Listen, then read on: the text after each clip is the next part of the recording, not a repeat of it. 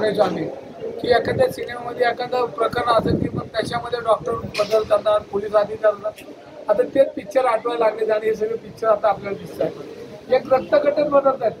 जो आरोपी त्याचं रक्त घेत नाही ते दुसऱ्याचं रक्त घेतात. हे मी पहिल्या दिवसात सांगतो की रक्तामध्ये फेरफार झाली.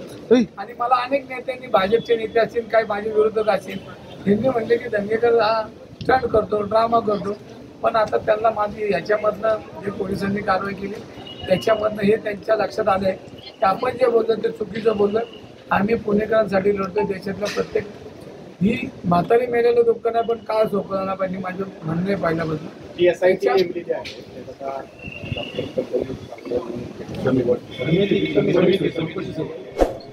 तर आता